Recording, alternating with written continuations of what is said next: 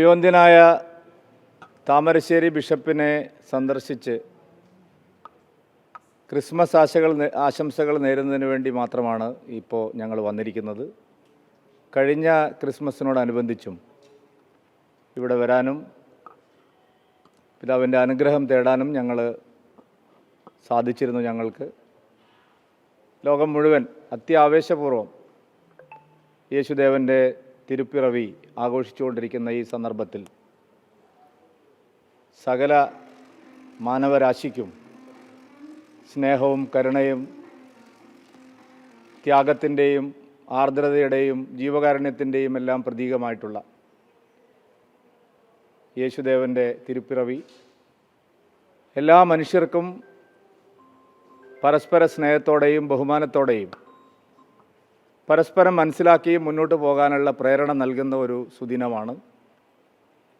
Bharatiya Janata party കേരളത്തിൽ ഇത്തവണ സ്നേഹയാത്ര 20-ാം തീയതി മുതൽ 30-ാം തീയതി വരെ 10 ദിവസം എല്ലാ വീടുകളും സന്ദർശിച്ച് എല്ലാ ആരാധനാലയങ്ങളും സന്ദർശിച്ച് പ്രധാനമന്ത്രി ശ്രീ നരേന്ദ്രമോദിജിയുടെ ക്രിസ്മസ് ആശംസ നേരുന്ന വിപുലമായിട്ടുള്ള പരിപാടി ഞങ്ങൾ ആസൂത്രണം ചെയ്തിട്ടുണ്ട്.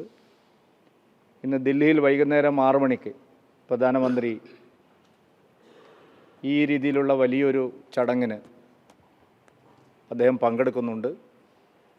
എല്ലാ മലയാളികൾക്കും ഞാൻ ഈ സന്ദർഭത്തിൽ ലോകമെമ്പാടുമുള്ള എല്ലാ മലയാളികൾക്കും ക്രിസ്മസ് ആശംസകൾ നേരുകയാണ്.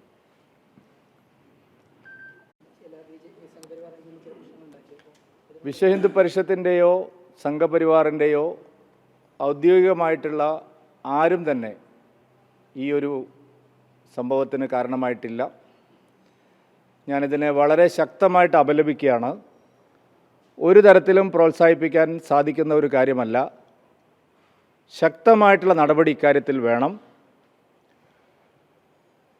ഞാനൊരു ഗൂഢാലോചന ഇതിൽ സംശയിക്കുന്നുണ്ട്.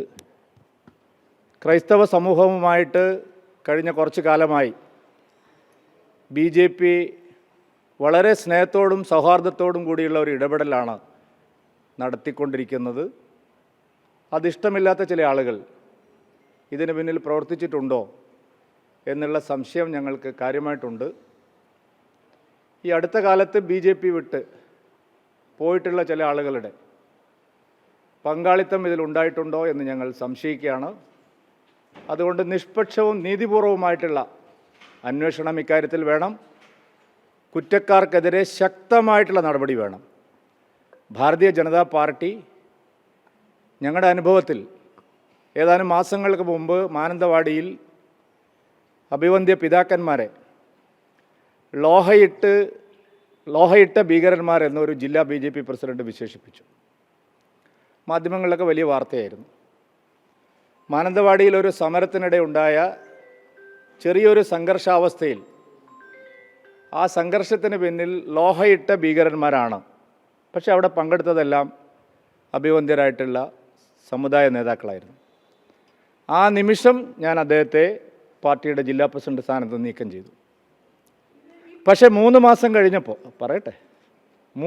കഴിഞ്ഞപ്പോൾ കോൺഗ്രസ് അദ്ദേഹത്തെ മാലയിട്ട് സ്വീകരിച്ചു.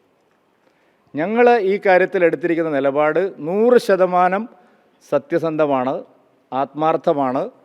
ഒരു തരത്തിലും അതിൽ വെള്ളം ചേർക്കാൻ ആരെയും ഞങ്ങൾ അനുവദിക്കില്ല. അതുകൊണ്ട് കർശനമായ നടപടിയാണ് ഞാൻ ആവശ്യപ്പെടുന്നത്.